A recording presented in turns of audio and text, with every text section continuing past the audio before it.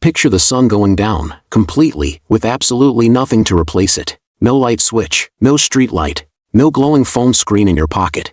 Just true darkness, the kind almost nobody alive today has ever actually experienced. For the vast majority of human history, that darkness fell every single night, and it wasn't just inconvenient, it was dangerous. Predators moved more freely. Injuries went unseen. An entire half of every day simply shut down, unusable, for nearly the entire span of human existence. And yet humans didn't just sit in the dark for hundreds of thousands of years. They fought back against it, piece by piece, long before anyone had ever heard the word electricity. So how did humans actually see at night, for almost the entire length of our history, without a single light bulb? The answer starts with the one tool that made almost everything else in this story possible. Fire. A controlled flame did something no other tool on Earth could do. It pushed back the edge of darkness itself. But here's the problem hidden inside that solution. A fire pit is fixed in place. It lights a cave, a campsite, a single room. The moment you need to move, to walk somewhere in the dark, that fire is completely useless. Humans needed light they could carry, and the very first answer was almost embarrassingly simple. Pull a burning branch straight out of the fire, the torch, a length of wood, often wrapped with fibrous material and sometimes soaked in animal fat to make it burn longer and steadier, became humanity's first portable light source. It let people move through caves, travel at night, and explore spaces sunlight could never reach in the first place.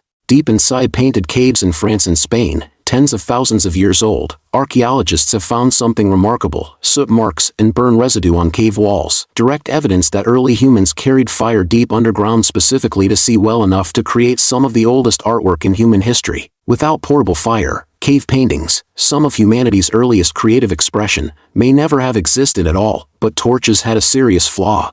They burned fast, dripped fire, produced heavy smoke, and needed constant replacing. For something you needed every single night, that wasn't sustainable. So the next breakthrough didn't come from fire itself. It came from fat. The oil lamp. Animal fat or plant oil, held in a small stone or clay bowl, with a simple wick made from twisted plant fiber or moss, burned slower, cleaner, and far longer than any torch. One of the oldest known examples comes from Lascaux in France, a small sandstone lamp, believed to have burned animal fat, found near some of the same ancient cave paintings mentioned earlier. This one invention quietly solved a problem torches never could: controlled, sustained, low-maintenance light that could burn for hours in a single spot without anyone standing there feeding it constantly. And this is where the story splits in a direction almost nobody expects. In the Arctic, where wood for fire was almost non-existent, Inuit communities developed one of the most efficient light sources in the ancient world: the kullik, a shallow stone lamp burning seal or whale blubber, with a long moss wick carefully tended along its edge.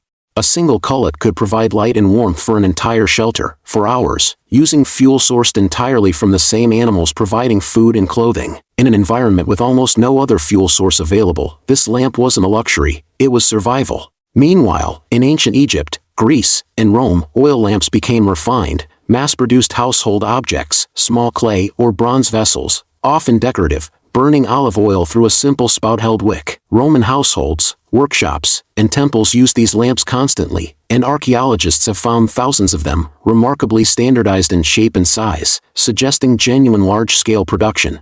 Essentially an ancient lighting industry. Two completely different environments, the frozen Arctic and the Mediterranean, both arrived at the same core solution: burn animal or plant fat slowly, through a wick, in a shallow container. But oil lamps still had a limitation. They needed a stable surface. You couldn't easily carry one through wind or rain, and the open flame was still somewhat fragile. So a different kind of light began developing in parallel, one built to be more solid, more portable, more weatherproof: the candle. Early candles were made primarily from tallow, rendered animal fat, molded or repeatedly dipped around a fiber wick. Tallow candles were cheap and widely available, but they burned with a notably unpleasant smell and produced significant smoke, a direct trade-off of using a readily available material. For those who could afford something better, beeswax candles offered a cleaner burn, brighter light, and far less odor. But beeswax was expensive and time-intensive to produce, which meant, for centuries, the quality of light in your home was a direct, visible marker of wealth. And this is where an unexpected twist appears.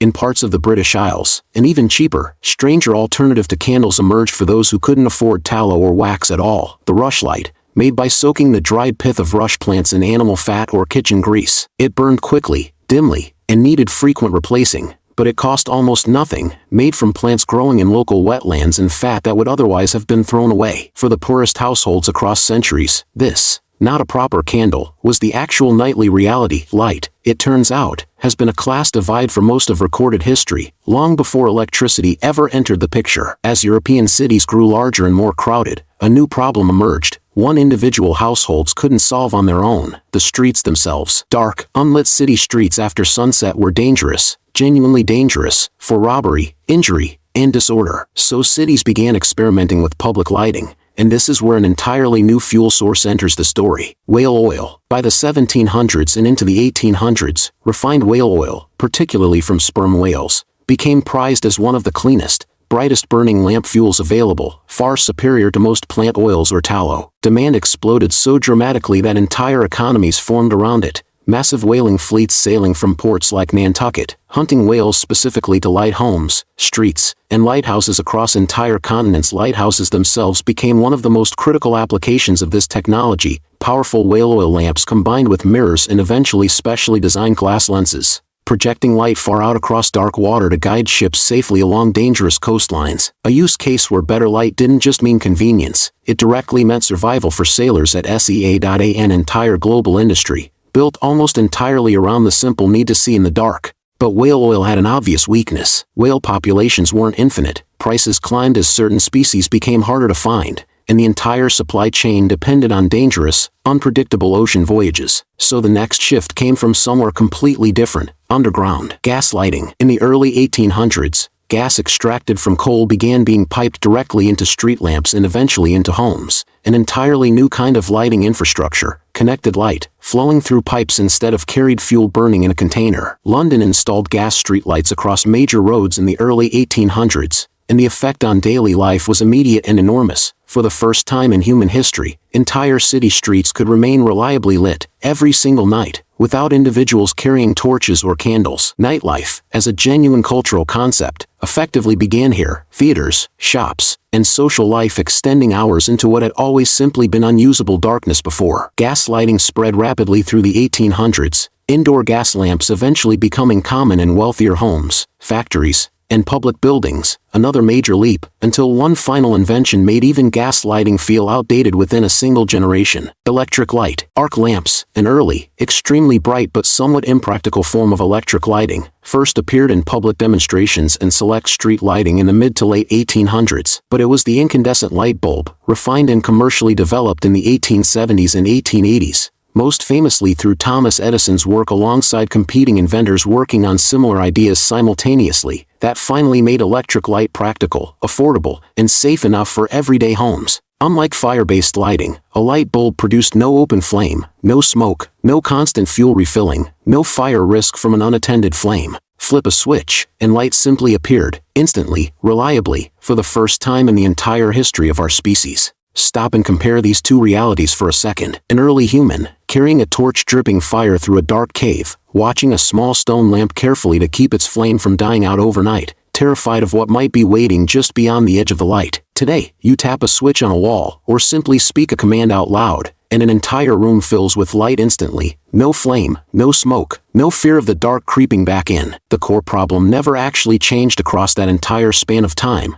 Darkness is dangerous, and humans needed a way to push it back. What changed was every single layer built to solve it: a burning branch pulled from a fire, fat burned slowly through a wick, wax molded around a string, oil hunted across entire oceans, gas piped directly into city streets, and finally, light created from something as invisible as electricity itself. Maybe that's the real thread running through this story. For nearly the entire length of human history, half of every single day belonged to the dark, and humans spent all of it, quietly, patiently, generation after generation, trying to take it back. If you found it interesting how humans fought back against half of every single day being unusable, watch the next video, where we trace how humans went from carrying water by hand to indoor plumbing.